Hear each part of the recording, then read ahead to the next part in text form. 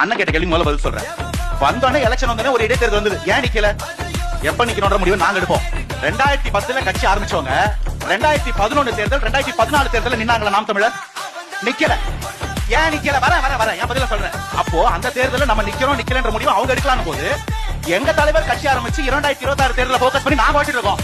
நாங்க எங்க நிக்கணும், எங்க நடக்கணும், எங்க போகணும் முடிவு பண்ற முடியும் மத்தவங்க கிடையாது. எங்க பார்ட்டியோட பவர் நிக்காது. பாயிண்ட் 1. அப்படியே இருந்தாலும் 2025 வந்து இடைத்தேர்தல்ல நாங்க அவங்களுக்கு ஓட்டு போடுங்க அது மலரும், இவங்களுக்கு ஓட்டு போடுங்க இது மலரும் சொல்லல. எங்க ஆளுங்களை ஜனநாயகமா எங்க வேலையை பார்க்க விட்டோம். இன்னைக்கு திமுக அதிமுகவையும் திட்டுறவங்க இலை மலர்ந்தால் ஈழ மலரும் சொன்னாங்களா இல்லையா? 2024 தேர்தல் 2011 கதை வேணாம் பாரு. 24 தேர்தல் நடக்கிற கதையை சொல்றேன்.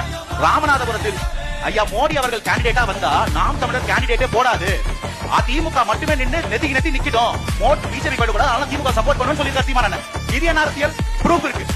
ஒவ்வொரு இடத்துலயும் இந்த மாதிரி திமுக அதிமுக மாத்தி பண்ணிடும். அதிமுக நலிவடைச்சதுன்னா போய் உட்காந்து சமாதானம் பண்ணுவாரு. ஏன்னு கேட்டா அந்த கட்சி உடையறத பார்க்க மனசு இல்ல. திராவிட கட்சி உடைக்கணும் நீங்க வந்தீங்க, நீங்க ஏன் போய் பூத்தி போய் சமாதானப்படுத்துறீங்க? திமுக என் குடும்ப கட்சி சொன்னது அண்ணன் சீமானன். எதுக்கு ப்ரூஃப் வேணும்?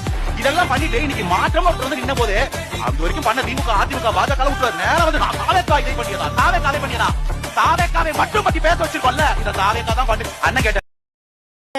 சின்ன சேனலுக்கு எதாக இருந்தாலும் அது கொஞ்சம் ஆதரவு கொடுங்க. உங்கள் பொண்ணான கையை கொண்டு அந்த பெல்லில் தட்டிடுங்க.